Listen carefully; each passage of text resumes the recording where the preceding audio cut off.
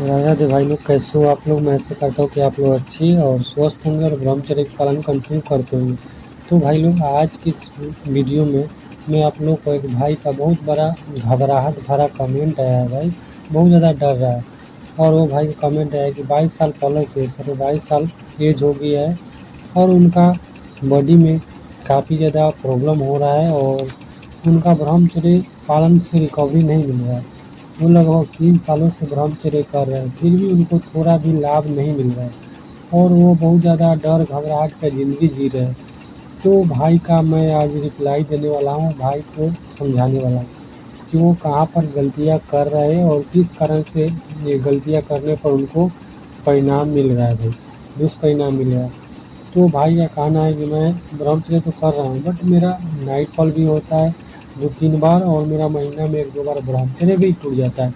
आज तक कभी भी मतलब 3 सालों का से ब्रह्मचर्य कर रहा हूँ, फिर भी 1 महीना आज तक कभी भी कंप्लीट नहीं हुआ है और मेरे अंदर में काफ़ी ज़्यादा कमज़ोरी फील होता है। और वो भाई बोल रहे हैं भाई कि मेरा महीना का 5,000 का मेडिसिन भी चल रहा है। भाई इससे बड़ी बात क्या होगा कि 5 महीना का में 5,000 रुपये का मेडिसिन चल रहा है, जो कि उनको शारीरिक तौर पर थोड़ा कमज़ोरी है, ऐसे प्रॉब्लम कुछ है, उनको कुछ बीमारी भी है।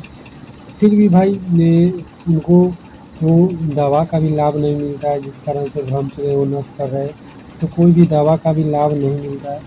तो भाई का कहना है कि भाई ऐसे ये चीज़ों से कैसे निकले, ऐसे जीवन में इतने ज़्यादा डर घबराहट का सामना करना पड़ता है, ऐसे जीवन जी रहा हूँ, तो कैसे निकलूँ। तो भाई आप लोग थोड़ा फैन चल रहा है, तो आप लोग बातों को ध्यान से सुनना। ये रियल एक्सपीरियंस है, रियल घटना है, तो बातों को ध्यान से सुनना। अगर थोड़ा बहुत साउंड प्रॉब्लम हो तो उसको अपने अनुसार ये ठीक कर लेना भाई, ये मैनेजमेंट कर लेना, ठीक है। तो उनका कहना है भाई कि मेरा ऐसे पूरी तरह से फैमिली में भी सपोर्ट ये मिल रहा है अभी, बट उतना ज़्यादा भी नहीं मिल रहा है। और मेरा स्टडी भी कंप्लीट, बहुत हायर एजुकेशन भी हो चुका है, बट मेरा भाई मैं जिंदा हूँ, बट एक लाश के समान हूँ। नहीं होता है भाई, एक ही मरा हुआ व्यक्ति जैसा होता है वैसे मैं हूँ। तो मुझे ये काफ़ी ज़्यादा भाई ये घबराहट और ये डर का ये चीज़ें एहसास हो रहा है, सामना करना पड़ रहा है। तो कैसे ये निकले। और मैं बार-बार मास्टरबेशन भी कर लेता हूँ, महीने के 1 महीना भी कंप्लीट नहीं होता है। कभी-कभी रात को 2 बार भी कर लेता हूँ और ब्रह्मचर्य कर रहा हूँ। भाई ऐसे कैसे हो सकता है ब्रह्मचर्य? जो मास्टरबेशन भी कर रहे हो, ब्रह्मचर्य भी कर रहे हो, तो ऐसा तो मैं ब्रह्मचर्य पालन करते हुए व्यक्ति को नहीं देखा हूँ। रियलिटी है। वो बोलता है भाई मुझे यूपीएससी की तैयारी करना है, मुझे डीएम बनना है, क्योंकि मुझे डीएम बनकर मेरे अंदर में बीमारी बहुत सारा प्रॉब्लम है, उसको सरकार के माध्यम से इसका ट्रीटमेंट में बहुत सारा ऐसे प्रॉब्लम उनको है पहले से। मतलब जो ये ब्रह्मचर्य नाश करने से जो शारीरिक और मानसिक तौर पर जो प्रॉब्लम हुआ है वो तो है ही, उसके पहले से भाई उसको थोड़ा जन्मजात एक प्रॉब्लम है, ये जो उनको जन्म से ही वो प्रॉब्लम ये कस फेस कर रहे हैं। तो वो प्रॉब्लम का ट्रीटमेंट यहाँ पर नहीं होता है, विदेश में होता है। तो विदेश में ट्रीटमेंट कराने के लिए उनको बहुत ज़्यादा पैसा की ज़रूरत है, जो कि वो मिडिल फैमिली से बिलोंग करके थोड़ा बहुत तो यहाँ पर ये सपोर्ट लेकर फैमिली से ये वो ट्रीटमेंट करा रहे हैं, थोड़ा बहुत अभी राहत के लिए, सुधार के लिए, कि कहीं मेडिसिन सेट हो जाए, दवा सेट हो जाए, तो मैं यहाँ कुछ ठीक हो सकता हूँ। पूरी तरह से कंप्लीट तो ठीक नहीं हो सकता हूँ, बट जीवन जीने में जो रुकावटें आ रही, जो ये दैनिक दिनचर्या में है, जो दिनचर्या में मुझे प्रॉब्लम होता है, वो सारी प्रॉब्लम ये ठीक हो सके। तो वो चीज़ें ये अपना हो सके। जब मैं यूपीएससी क्रैक करूँगा, डीएम बन जाऊँगा और मेरा पढ़ाई में ऐसे तो मेरा ग्रेजुएशन कंप्लीट हो चुका है, उसके साथ मेरा ये अभी पढ़ाई आगे चल कर रहा हूँ, कंपटीशन का तैयारी कर रहा हूँ और यूपीएससी का भी ये तैयारी मैं अभी फ़िलहाल सोचा हूँ कि मेरे प्रॉब्लम के अनुसार, कि मेरा प्रॉब्लम ये यूपीएससी में एग्ज़ाम को क्वालीफाई करूँगा, अच्छे पोस्ट पर जाऊँगा, अधिकारी बनूँगा, तो मेरा सरकार के द्वारा, गवर्नमेंट के द्वारा कितना भी करोड़ रुपया क्यों ना लगे, मुझे ट्रीटमेंट विदेश में भी हो सकता है अच्छे तरीक़ा से और मैं ठीक हो सकता हूँ। भाई ये सबसे बड़ी बात है कि ठीक होना और जीना, क्योंकि ये एक आयु सीमा होता है, लिमिट होता है। कि अगर आप ने भाई कोई प्रॉब्लम या और कोई बीमारी से परेशान हो, तो उसका एज लिमिट होता है कि आप इतने दिन तक ही जी पाओगे। इसके आगे आप पूरी तरह से कंप्लीट जो जीवन का जर्नी है, वो नहीं जी पाओगे। तो उनका वही कहना है भाई कि मेरा ये जितना एज लिमिट और मेरा प्रॉब्लम है कि सुधार न होकर प्रॉब्लम ने मुझे बढ़ते ही हुए भी महसूस हो रहा है।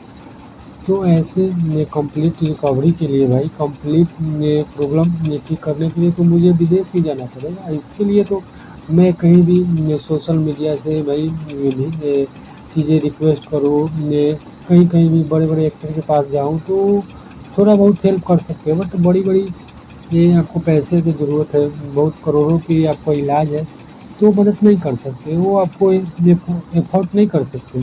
थोड़ा बहुत चलो 2 लाख 3 लाख ऐसे थोड़ा बहुत है कि चलो आप मिडिल फैमिली गरीब फैमिली पुअर हो भाई, तो उसे हेल्प हमारे भारत देश में जैसे सोनू सूद हो गए एक्टर में, ऐसे बड़े बड़े हस्तियाँ हैं जो मदद करते हैं, स्वाभाविक है कि मदद करते हैं। उनके अनुसार जितना क्षमता है उनके अनुसार वो अपने अनुसार वो मदद करते हैं। बट बड़े बड़े उसमें भी वो कदम नहीं, बट अगर आप ये कुछ अधिकारी अच्छे पोस्ट पर बन जाते हैं तो सरकार के द्वारा आपको निश्चित तौर पर उद्धार मिलेगा, आप ठीक हो पाएंगे और नॉर्मल लाइफ जी पाएंगे। बट एक समय सीमा होता है कि इतने समय सीमा के अंदर आप कमिटमेंट करके जो भी पढ़ाई कर रहे हो सिलेबस कंप्लीट करना है। ऐसे तो चीज़ें तो हैं ही कि पढ़ाई वो प्रोसेस तो अलग हुआ, बट वो भाई का कहना है कि भाई मैं गलतियाँ कर रहा हूँ, तो गलतियाँ कर रहे हो तो उसका तुम्हें परिणाम मिलेगा। भाई मैं कह रहा हूँ कि आपका एक अमृत की तरह काम करेगा ब्रह्मचर्य जर्नी।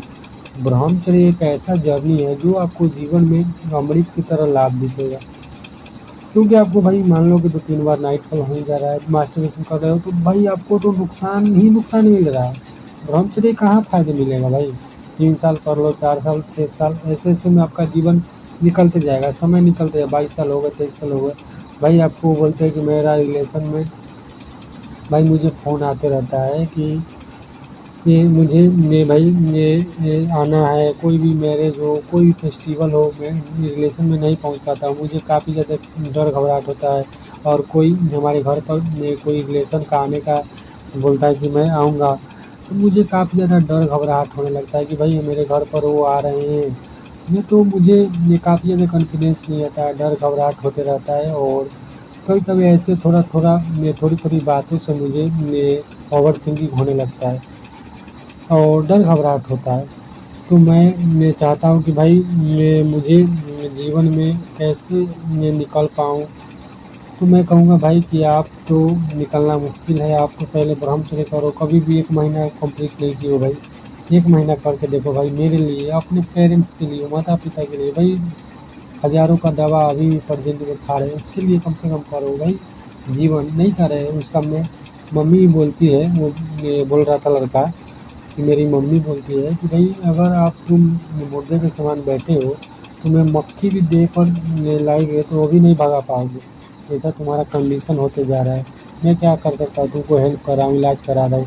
मेरे अंदर में जो सामर्थ्य है, क्षमता है, जो नहीं होता है कि एक मिडिल फैमिली का जो भाई बजट है, जितना भाई ये हैसियत है उसके अनुसार वो कर रहा है।